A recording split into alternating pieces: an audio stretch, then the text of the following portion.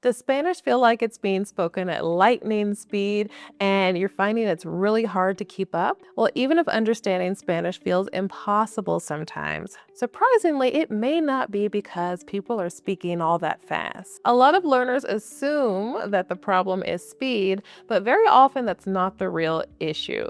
So in today's video, I'm going to break down why Spanish sounds so fast, what's actually happening when native speakers talk, and the most important strategies that you can use to train your ear to understand it without having to ask people to repeat themselves every few seconds. Because once you understand what's really going on, you can start listening in a completely different way. And that's when things start to change. One of our students, Brenda, who's preparing for life in Mexico, was asked what her biggest improvement had been after working with our methods. And she said the following. I always loved Spanish in Mexico. I grew up in Southern California, so there is a lot of Mexican influence. And so I've always wanted to live there and be a part of a community. And you really have to know the language. If I don't understand Spanish, I can't understand the culture, the people. Spanish isn't just a language like English, it's a culture. So that's what I'm trying to do. I don't want to come into Mexico as a gringa and live as a gringa in Mexico. Understanding the language, especially John and I are communicating, I can understand what she's saying. So let's talk about how you can start understanding so that you can stop feeling lost, overthinking, and start finally participating in real conversations. But if we haven't met before, hola y bienvenido, me llamo Erika. I'm a former Spanish medical interpreter turned Spanish teacher and language coach, now living and loving life in Mexico. I've had the immense privilege of helping hundreds of Spanish learners go from I can't follow anything to being able to understand and use Spanish in their real lives. And if that's your goal too, I've put together a free guide for you called the Spanish Fluency Blueprint. It walks you step by step through how to train your listening and speaking and several other skills as well using real Spanish input. You can download that below or by going to ericareallanguage.com/blueprint. After you do, be sure to comment blueprint here in the comments so that I know you grabbed your copy. All right, let's break down why Spanish sounds so fast. So first, let's answer the big question. Is Spanish actually spoken faster than English? Well, the answer is yes. Kind of. In a well-known 2011 study, linguist François Pellegrino and his team compared several languages and found that Spanish had a higher spoken syllable rate per second than English, about 7.82 syllables per second versus the English 6.19. So yes, Spanish does tend to be spoken with more syllables per second. But here's the important part.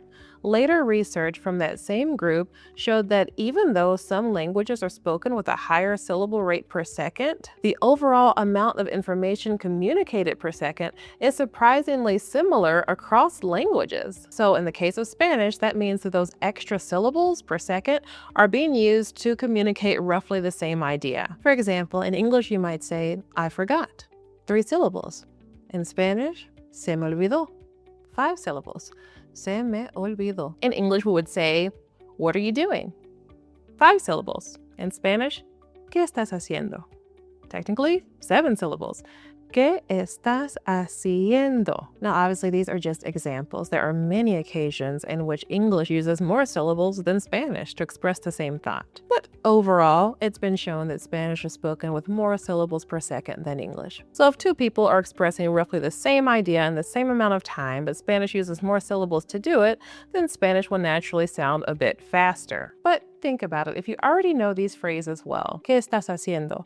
It's not really harder to understand, even if it's spoken at a faster rate. So yes, Spanish can sound faster, but speed alone is usually not the main reason why it may be hard for you to understand. Usually when Spanish feels fast to a learner, it's one or a combination of 2 or all 3 of the following going on at the same time. How the language is being spoken, words and phrases that are unfamiliar to you, and how your brain is trying to process the language.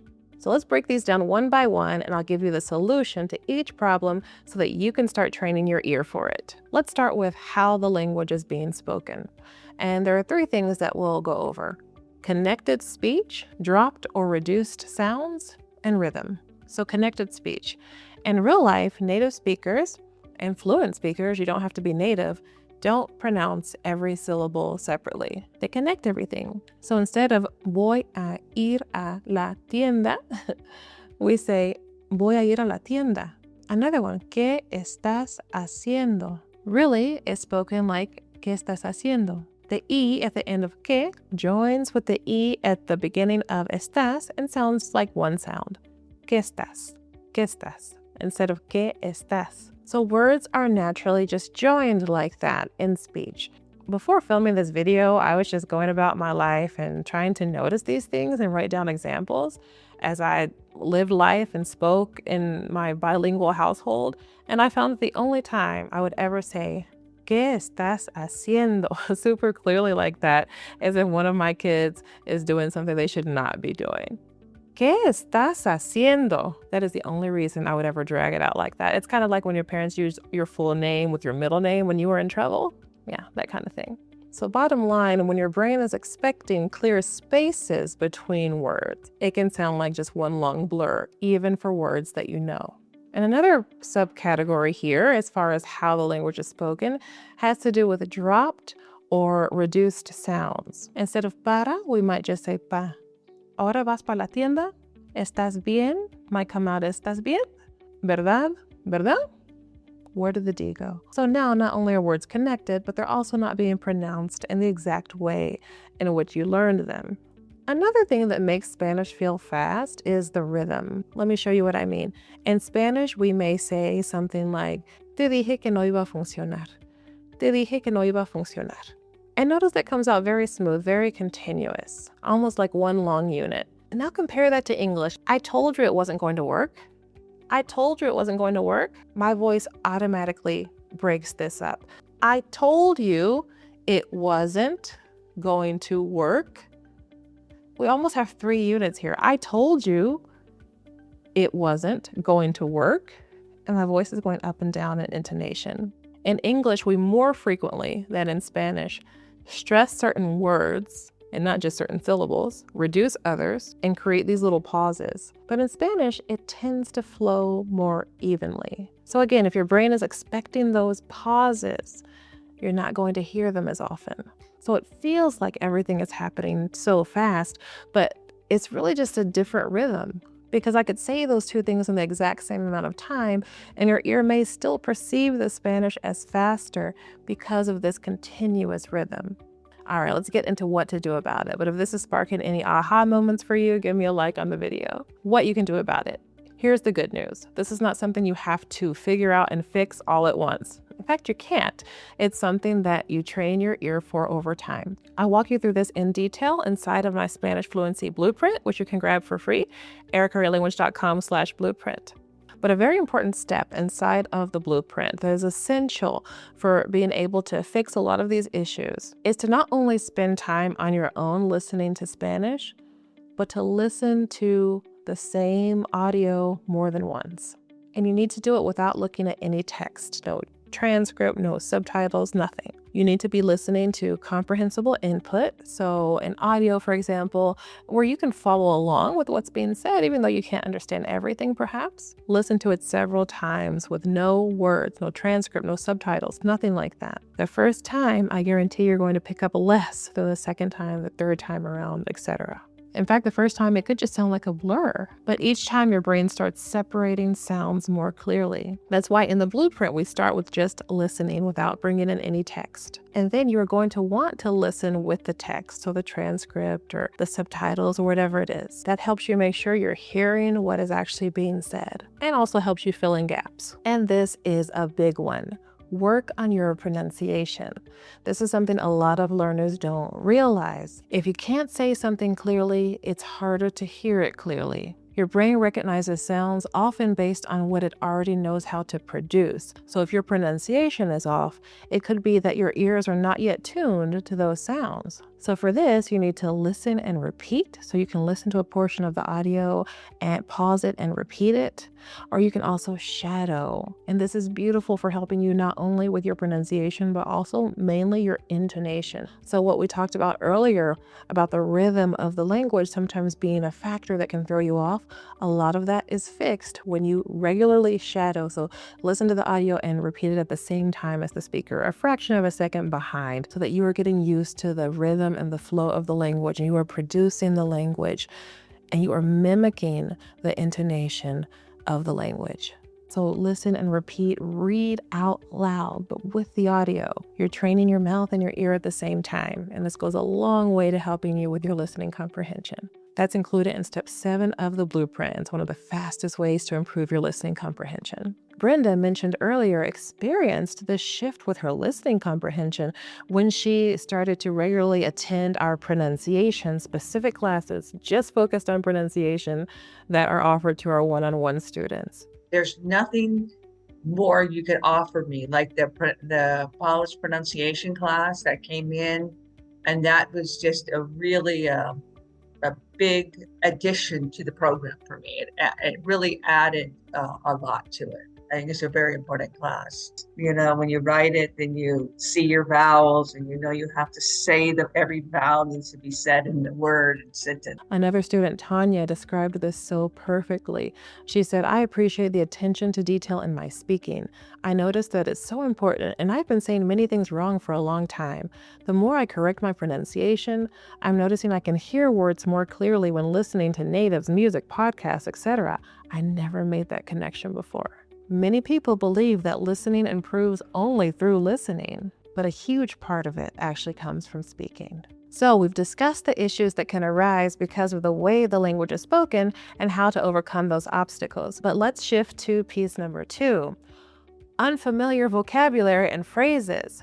Because sometimes it's not about how fast someone is speaking or how the language is spoken, but rather words and phrases that you just don't know. You don't know what you don't know. And in these cases, you wouldn't understand them even if it was slowed down. Having said that, there are ways for your brain to recognize words, all kinds of words, without ever having been explicitly taught them. For example, if you have never been taught the word importante, you can probably guess that means important. Even full sentences. If someone says, estoy organizando un evento para la comunidad. And let's imagine you've never been taught organizando, but you've been exposed enough to the patterns of Spanish to know that that means organizing. Un evento. That looks almost just like event. Comunidad. Community. So you may be able to piece together that that means I'm organizing an event for the community. But other times, you simply don't know what a word means. And when that happens, if it's a really important word to capture the meaning of that sentence, you can go into panic mode and think, wait, what? No, that was just too fast. When in reality, it may just be one word that you didn't catch, but you just feel lost and everything is just a blur because it was an important word. For example, I could say, fui al banco porque tenía que retirar dinero del cajero. You might understand fui al banco, I went to the bank. You heard something about dinero, but you do not understand cajero, really cajero automático, but we tend to shorten it to just cajero, meaning ATM. That one missing word could throw everything off. Because if you understood the word cajero, then you put that together with banco and you understand the person probably went to the bank to get some money out. But instead, because of that one missing word, your brain just says, oh, I didn't get any of that. And then there are idioms and natural expressions. Sometimes you do understand all of the words. They just don't make any sense in the context. And in those cases, you're usually working with idioms or expressions, like se me hace tarde. If you try to break that down, you're never going to get to I'm running late, but that's what it means. So if your brain is trying to translate each word because you're not familiar with the expression, it can make it seem like it was just spoken too fast. What can you do about it? First, make sure that you're building vocabulary in context, not just building vocabulary with isolated words, drilling yourself on flashcards with just one word on it, or memorizing random lists. Learn words inside of real phrases, real context, real conversations, so that you're learning what that word or that phrase means in context. That's exactly why in step 3 of the blueprint, you're extracting vocabulary and phrases from the context that you were exposed to, not the other way around, not learning some random words and then trying to build a context around it. And once you learn what an expression means, don't spend time trying to figure out why. Like an example that I gave you, se me hace tarde. You could spend so long thinking, but hacer means to do or to make. And so how do we get I'm running late from this? Does it matter? Spanish is not a translation of English. It's another language. And in our language, we have many idioms that don't make any sense either. I'm running late is one of them. Are you actually running when you say that? I mean, you could be, but I bet 90% of the time you're not physically running when you call someone and say, hey, I'm running late. It slipped my mind. What does that really mean? Maybe if we said it slipped out of my mind, maybe that would make a little bit more sense. But most of these expressions make no literal sense and we accept them. We don't even think about them. In our own language, I need you to do the same with Spanish because I've seen many students waste so much time trying to find some logical sense or trying to find how this translates to English when that's not possible and it's not necessary. Notice it, accept it, and move on. Another step of the blueprint is to let it marinate. So let's say that you use some context and you listened several times and then you extracted some useful vocabulary and phrases from that. A lot of people would just move on. Like, okay, great, I learned some new words. I want you to listen to that audio once again. You see that several steps of the blueprint involve listening, and that is very intentional. When you listen to an audio again after having learned new things, it's like all of that new information is just marinating. So we've talked about the hurdles and the solutions for how the language is spoken and unfamiliar words and phrases. Let's move on to our third and final piece, how your brain is processing the new language. Because even if the sounds are clear and you know all of the words, Spanish can still feel too fast when your brain is processing it the wrong way, trying to translate word by word. When you listen to your native language, you're not thinking, you're just understanding. But in Spanish, you're still building up that ability. That's completely normal. So instead of hearing, te dije que no iba a funcionar, as one unit, your brain may start to try to break down those words, trying to separate each word, translate it, and then put the full meaning together, all in real time. So by the end, you've already fallen behind in the conversation. What can you do about it? Listen for meaning, not for individual words. That applies both for self-study when you're listening to an audio on your own, as well as when you are in the middle of a conversation. You don't need to understand everything to understand the meaning of what's happening. So get into the habit of trying to figure out the general situation, the main idea, maybe words that keep repeating. That's exactly why step 1 of the blueprint isn't only to listen without a transcript, but also to listen while focusing on the main idea. And even though you can't put a real life conversation on repeat like you can if you're studying at home, you can get into the habit of listening for the main idea first, no matter what you're listening to. In summary, if Spanish has ever felt too fast for you, I hope this has helped you see something important. It's not just about the speed. It's a combination of how the language sounds, what you already know and don't know, and how your brain is trying to process everything in real time. And when even one of those is off, it can feel overwhelming. But when you start training all three, everything starts to slow down, not because people are speaking slower, but because you're understanding faster. And remember, if you want the clearest step-by-step guide of how to train your ear for this, definitely make sure you grab a copy of the Spanish Fluency Blueprint. ericaherlanguage.com/blueprint, and I'll leave the link below as well. Let me know in the comments what your biggest takeaway has been. What are you most excited to try? And even though today we focused mainly on what you can do during your self-study time to improve your listening comprehension, if you want to know one trick that will instantly improve your listening comprehension and your confidence when you're in the middle of a conversation, check out this video next.